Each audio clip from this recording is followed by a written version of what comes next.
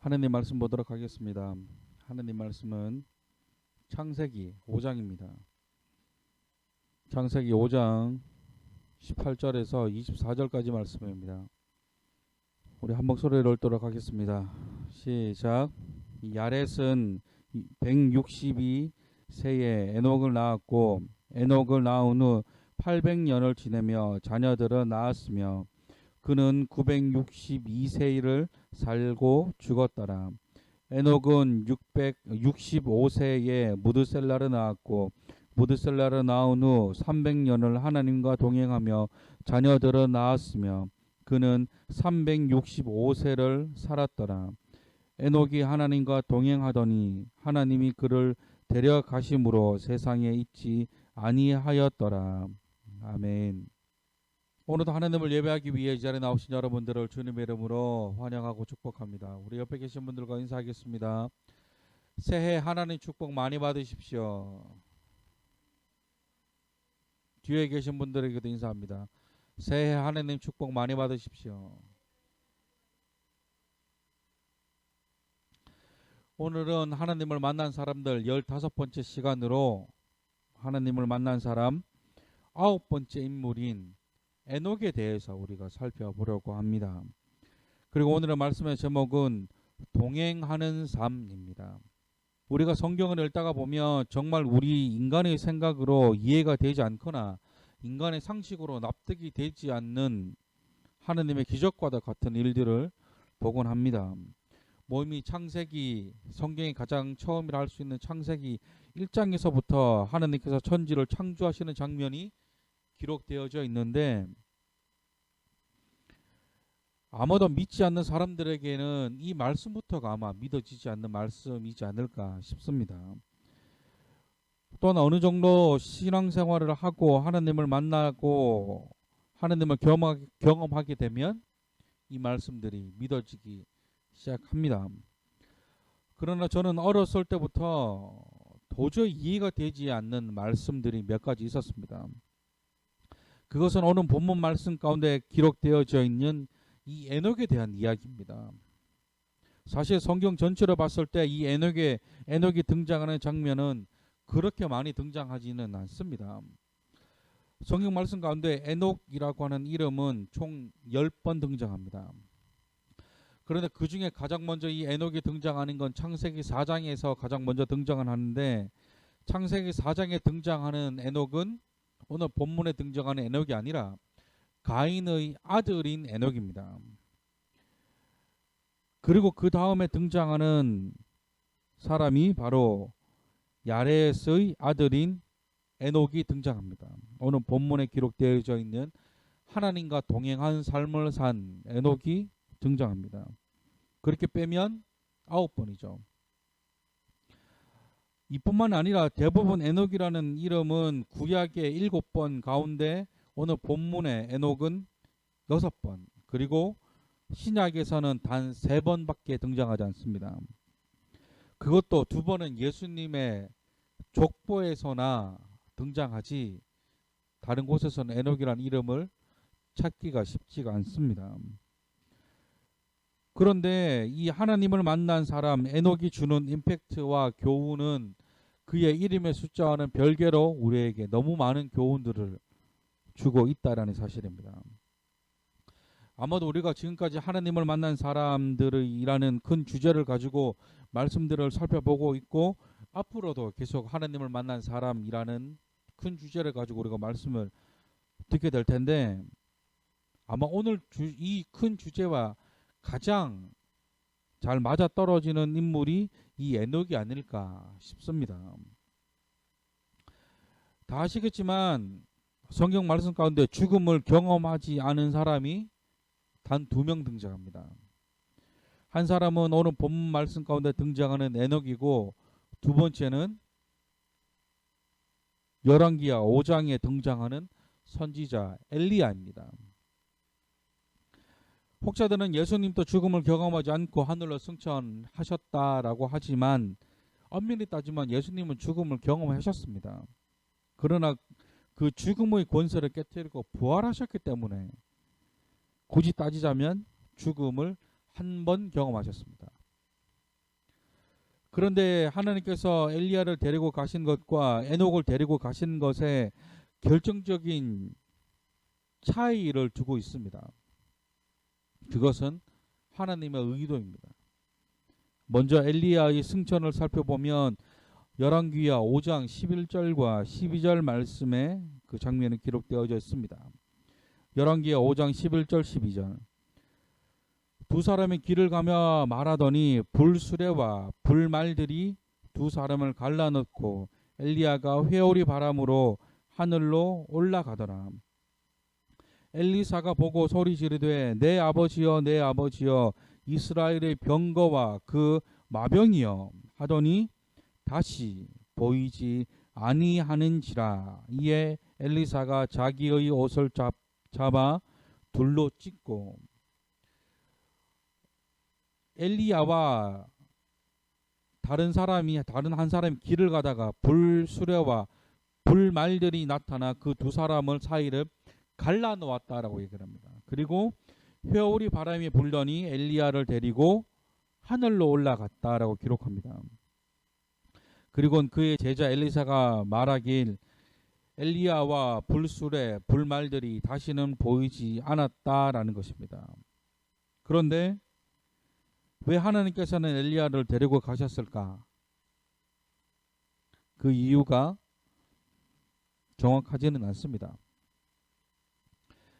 그가 생전에 수많은 기적과 이적을 통해 하나님이 살아계시다는 것을 나타냈던 구약의 최고의 선지자라는 것에는 아무도 이의를 제기할 수 없을 만큼 대단한 인물 중에 한 사람입니다.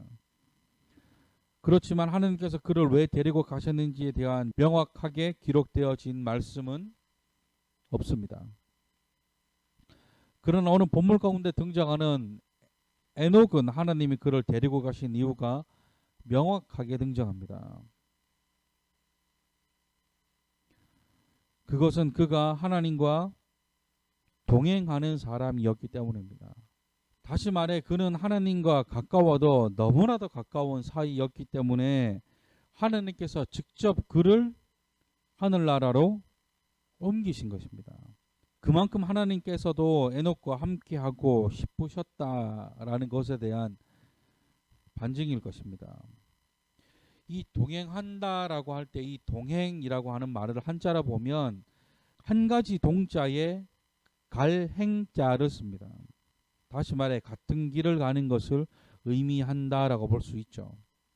그런데 보세요. 우리가 신앙생활을 하면서도 이런 말들을 정말 많이 듣습니다. 그것이 뭐냐면 도대체 하나님과 동행하는 것이 무엇이며 어떻게 사는 것이 동행하는 삶일까? 또한 동행하는 삶을 과연 우리가 살 수 있을까? 그러기 위해서는 내 삶을 다 내려놓고 온전히 교회 가서 살아야 되는 거 아닌가? 오직 말씀과 기도에만 전념하며 평생을 보내야 하는 것일까? 내 삶은 이렇게 바쁜데 어떻게 하나님과 동행하는 삶을 살 수 있을까? 뭐 이런 수많은 의문들이 듭니다. 하지만 오늘 본문 말씀에 등장하는 에녹은 우리와 같이 여전히 가정생활과 여전히 경제적 활동을 하고 있었다라는 것입니다. 다시 말해 일상적인 삶을 살아가고 있음에도 불구하고 하나님과 동행했다라는 것입니다. 본문 5장 21절과 22절 말씀입니다.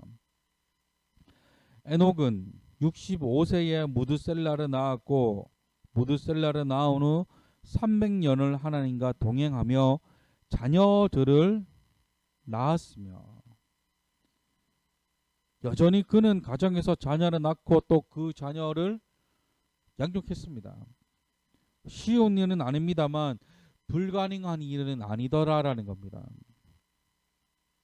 오늘 저와 여러분들이 반드시 기억하셔야 할 것은 어떻게 에녹은 하나님과 동행하는 삶을 살 수 있었을까입니다. 어떻게 에녹이 일상적인 생활에서 하나님과 동행하는 삶을 살 수 있었는지 오늘 우리는 그 비결을 배워보려고 합니다. 첫 번째, 그는 모든 일에 하나님을 생각했었다라는 것입니다. 모든 일에 하나님을 생각했었다. 앞에서도 말씀드렸지만 성경 말씀 가운데 에녹이라는 이름이 대부분 족보를 다룰 때 등장한다고 말씀드렸습니다. 그런데 믿음장이라고 불리는 히브리서 11장 말씀에 보면 그에 대한 평가를 이렇게 내립니다. 히브리서 11장 5절 말씀. 믿음으로 에녹은 죽음을 보지 않고 옮겨졌으니 하나님이 그를 옮기심으로 다시 보이지 아니하였느니라. 그가 옮겨지기 전에 하나님을 기쁘시게 하는 자라 하는 증거를 받았느니라. 그가 옮겨지기 전에 하나님을 기쁘시게 한 자다라고 말씀합니다. 하나님을 기쁘시게 했다. 다시 말해 하나님이 기뻐하시는 일만 했었고 하나님이 원하지 않는 일은 하지 않았다라고 할 수 있는 것입니다. 또한 그가 그렇게 할 수 있었던 결정적인 이유는 그는 모든 일에 하나님을 생각했기 때문입니다. 참고로 말씀드리면 우리가 보고 있는 성경은 전경이라고 불립니다. 전경. 이 전경이 뭐냐면 여러 가지 역사적 자료와 이 사본들을 바탕으로 성경을 만들어낼 때 있었던 것인데 그걸 딱 성경 66권으로 만든 작업을 정경화라고 부릅니다. 그리고 우리가 보고 있는 성경을 전경이라고 부르고 그러나 역사적 고증이나 이런 것에서 아쉽게 성경으로 채택되지 못한 성경을 위경이라 부릅니다. 위경. 그 위경 가운데 에녹서라는 성경이 있다고 합니다. 에녹서. 그 가운데 기록된 말씀을 살펴보면 이런 내용이 있답니다. 위경인 에녹서에 보면 그는 공중의 별을 보면서 각각 정해진 때에 오르고 지며 그 길을 벗어남이 없음과 온 땅 위에서 계절의 전이와 구름과 이슬과 비의 내림이 일정하게 진행됨을 보며 하나님의 신실하심을 생각하고 수목이 메마르고 잎이 다 떨어져 가는 속에서도 변하지 않고 남아있는 상록수가 있음을 보고 신자의 충성을 다짐하며 장렬하는 태양에 대지가 뜨겁게 달아올라 땅 위에 걸을 수 없어 모두 그늘을 찾음을 보면서 심판을 생각하며 강이 바다로 흐르고 일체가 그 부분에 순종하는 모습을 보고 인간의 바른 본분을 생각하는 모습이 나옵니다. 이처럼 에녹은 눈에 보이는 모든 일에서 하나님을 생각하며 하나님과의 대화거리를 찾은 사람입니다. 라고 에녹서에 기록되어져 있다고 합니다. 이것이 무엇입니까? 자연 만물이 일정하게 비가 오고 해가 지고 해가 뜨고 하는 것을 보며 하나님의 신실하심을 생각했다고 하고 또한 풀이 마르고 잎이 떨어지는 가운데서도 상록수가 늘 푸르는 것처럼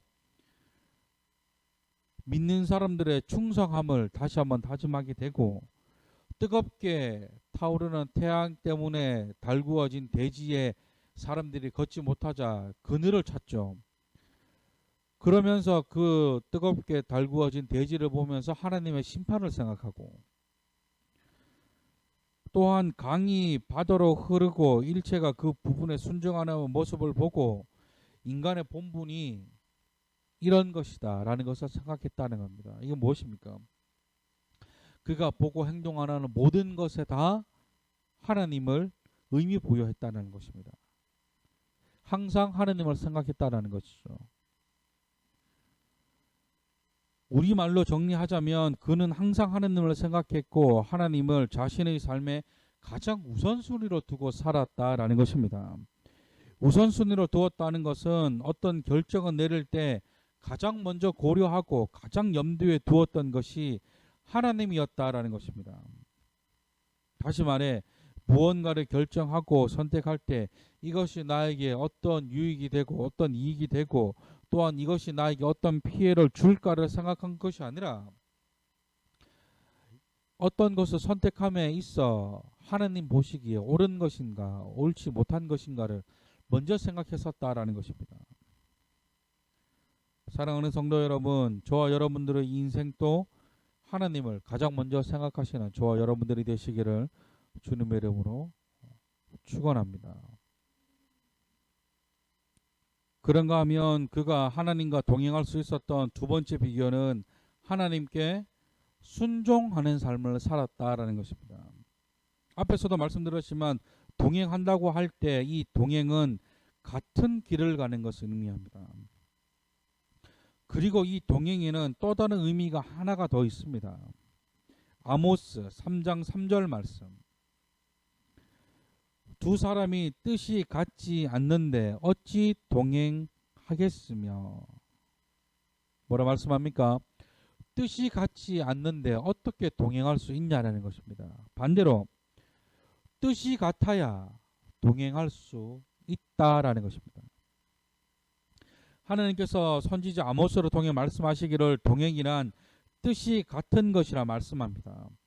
그렇다고 한다면 저와 여러분들도 하나님과 뜻을 같이 해야 한다라는 것이죠. 그런데 보세요. 동행을 계속하기 위해서는 뜻이 맞아야 하는데 이 뜻이 맞기 위해서는 서로의 합의점을 찾는 것이 아니라 일방적으로 한쪽이 다른 한쪽의 뜻을 따라줘야 한다라는 것입니다. 다시 말해 끊임없이 우리의 생각과 뜻을 하나님의 뜻에 맞추어야 한다라는 것이죠. 그것이 순종이라는 것입니다. 그런데 저를 비롯해 많은 사람들이 하나님과 계속해서 동행하지 못하는 이유가 이 뜻을 맞추려고 하지 않기 때문입니다. 다시 말해 순종하지 않으려고 하는 마음 때문이라는 것이죠. 순종한다는 것은 정말 쉬운 일이 아닙니다. 어느 순간 하나님께서 저와 여러분들 마음 가운데 어떠한 감동을 주셨습니다. 그런데 우리는 그 감동을 받는 순간 어떻습니까? 바로 우리 머릿속에 계산기가 작동합니다. 그 감동에 순종했을 때 발생하는 모든 상황을 생각하고 계산합니다. 그러고 난 뒤에 그 감동에 순종할 수 있을지 없을지를 결정합니다. 어떻게 이렇게 잘 알고 있는지 아시죠? 저도 자유롭지 못하기 때문입니다. 그만큼 순종이라는 것은 쉽지가 않다라는 것입니다. 그러나 에녹은 하나님께 순종함으로 나아갔습니다. 하나님과 동행하는 삶을 살아가기 원하신다면 하나님의 말씀에 순종함으로 나아가셔야 합니다. 그런가 하면 마지막으로 에녹이 하나님과 동행할 수 있었던 세 번째 비결은 그는 심판에 대한 경각심이 있었기 때문입니다. 이 말씀이 무슨 말씀이냐면 에녹은 하나님의 심판에 대해 잘 알고 있었고 하나님 앞에 범죄하는 것이 얼마나 잘못되었는지 인지하고 있었다라는 것입니다. 어떻게 이 부분을 알 수 있냐면 오늘 본문 말씀 가운데 에녹이 65세에 아들을 낳았는데 그 아들의 이름을 무두셀라라고 짓습니다. 언뜻 보기에는 평범해 보이는 이름인데 사실은 그렇지 않습니다. 이 무두셀라라는 이름의 뜻은 창을 든 자 또는 창 던지는 자라는 뜻입니다. 이 이름에는 비밀이 하나가 숨어져 있는데 옛날 고대 마을에는 이 창 던지는 자, 창을 든 자라고 하는 사람들이 있었답니다. 이 사람들의 역할은 다른 마을에서 언제 공격해 올지 모르기 때문에 항상 불침번처럼 항상 경계하고 감시하고 하는 역할들을 했답니다. 그렇기 때문에 이 창 든 자, 창 던지는 자가 죽게 되면 곧바로 그 마을은 망하는 것과 같은 겁니다. 그만큼 중요한 역할을 했던 사람이 이 창 던지는 자라는 사람들의 역할이었다라는 것이죠. 다시 말해 그들이 죽으면 그 마을은 무너져 버린다는 것입니다. 그들이 죽으면 우리 마을은 멸망한다는 것이죠. 그 중요한 역할이 창 던지는 자인데 에녹은 자신의 아들의 이름을 창 던지는 자라고 지었습니다. 그만큼 에녹은 자신의 아들의 이름을 무두셀라라고 지을 만큼 심판에 대해 경계하고 있었다라는 것입니다. 또한 유다서 1장 14절과 15절 말씀에 저자 유다가 기록하기를 에녹이 사람들에게 무엇을 예언했는지에 대해서 말씀하는데, 쉬운 성경으로 유다 1장 14절 15절 말씀입니다. 아담의 7대 후손인 에녹은 이러한 사람들에 대해 다음과 같이 예언하였습니다.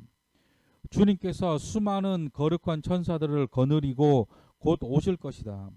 오셔서 각 사람을 심판하시고 하나님을 거역한 자들에게 벌을 내리실 것이다. 그들이 저지른 악한 일들과 하나님에 대한 마음대로 떠들어댔던 죄에 대해 그들은 벌을 받게 될 것이다. 무엇입니까?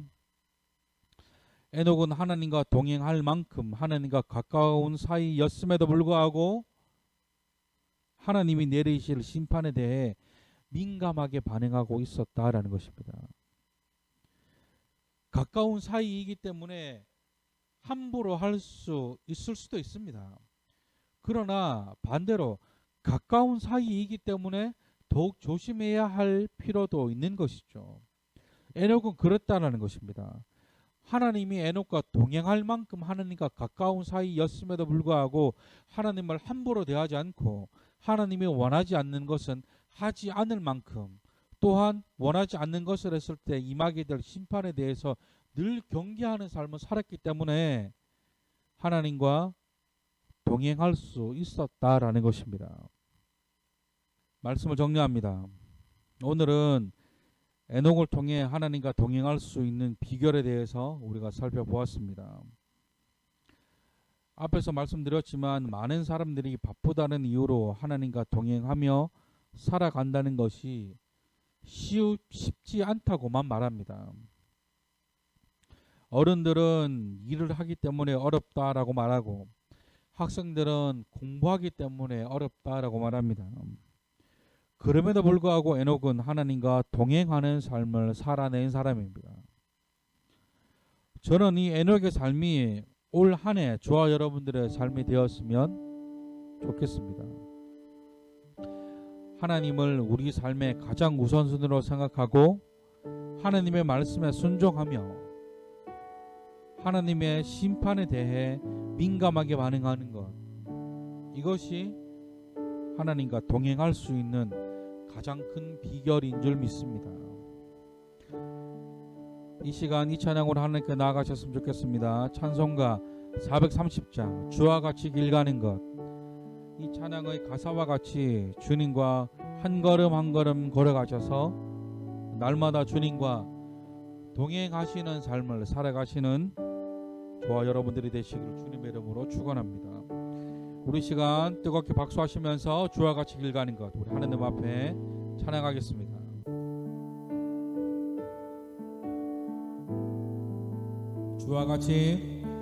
주와 같이 길 가는 것 즐거운 일 아닌가.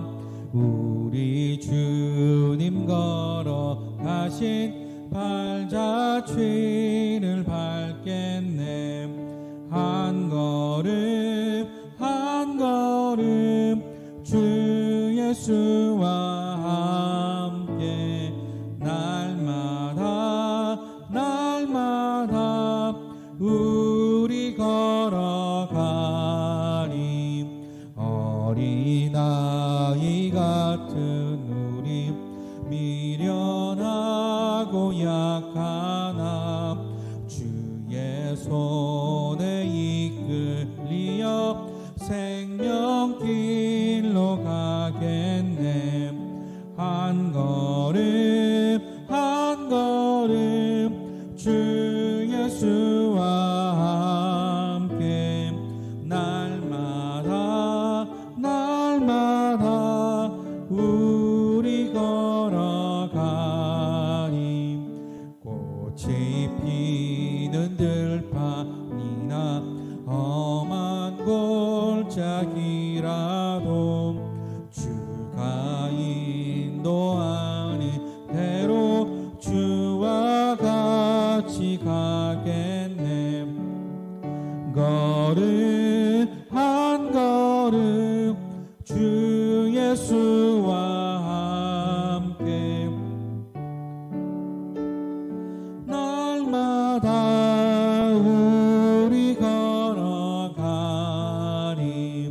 예선 지자의 녹같이 우리들도 천국에 들려 올라갈 때까지 주와 같이 걷겠네. 한 걸음 주 예수와 함께 날마다 우리 걸어가니 한 걸음 주 예수와 함께 날마다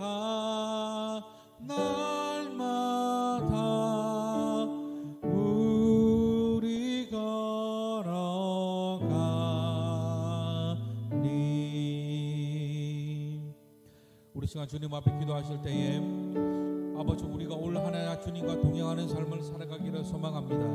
에녹이 하나님과 300년을 동행했다 말씀하셨던 그 역사가 내 삶 가운데 일어나기를 소망합니다. 주님 나와 동행하여 주시옵소서. 아버지 내가 주님과 함께 동행하기를 소망합니다. 주여 우리와 함께하여 주시옵소서. 이 시간 주님 안에 생각하시면서 우리 기도 한번 나아가시겠습니다. 기도하겠습니다. 사랑과 은혜가 복수하시는 하나님 아버지 우리가 온전히 주님과 함께하는 삶을 살아가기를 소망합니다. 주여 나와 함께하여 주시옵소서. 주님과 동행하는 삶을 살아가게 하여 주시옵소서. 아버지 주님과 함께하기를 소망합니다. 아버지 에녹이 그랬던 것처럼 하나님은 우리 삶에 가장 큰 우선순위를 두게 하여 주시고 하나님은 우리의 인생에 가장 1순위가 되게 하여 주시옵소서. 아버지 또한 기도하는 것은 에녹이 하나님의 말씀에 순종했던 것처럼 아버지 우리도 그 말씀 가운데 순종하는 삶을 살아가기를 소망합니다. 주여 우리와 함께하여 주시옵소서. 하나님께 내 뜻을 맞추기를 원합니다. 아버지 나를 순종하게 하여 주시옵소서. 아버지 또한 에녹이 그래 하였던 것처럼 아버지 우리가 주님께서 내려진 그 심판에 대한 그 경각심을 아버지 잊지 않고 살아가기를 소망합니다. 아버지 주님과 동행하면서도 주님이 원치 않는 것을 행하지 않았던 그 에녹의 모습이 나의 모습이 되기를 원하고 아버지 날마다 하나님과 동행하며 하나님과 가까워지게 힘썼던 그 에녹의 모습이 나의 모습이 되게 하여 주시옵소서. 아버지 간절히 바라는 것은 아버지 올해 이 2022년도가 하나님과 동행하는 한 해가 되게 하여 주시옵소서. 날마다 주님과 동행함으로 주님과 더욱더 가까워지는 아버지 올 한 해가 되게 하여 주시옵소서.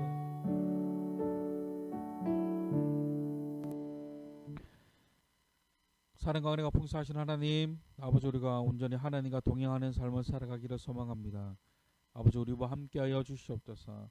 우리의 삶의 한 부분이라도 주님을 닮아가게 하여 주시고 우리 항상 주님 품에 갈 때까지 주님과 동행하는 삶을 살아가는 우리가 되게 하여 주시옵소서. 아버지 또한 주님 전에 나올 때 빈손 들고 나오지 않았습니다. 아버지 예물이 하나님 나라 확장하는 데에 귀하게 사용되어질 수 있도록 아버지 함께하여 주시옵소서. 이제는 우리 주 예수 그리스도의 무한하신 은혜와 하나님의 한량없는 사랑과 성령님의 감화 감동 내조 교통 역사 충만케 하시는 그 은혜가 주님과 동행하는 삶을 살아가기로 소망하는 모든 자들 머리 위에 주님께 나의 뜻을 맞추며 주님과 같은 길을 가기로 다짐하는 모든 자들 머리 위에 이제로부터 영원토록 함께 하시기를 간절히 축원하옵나이다. 아멘.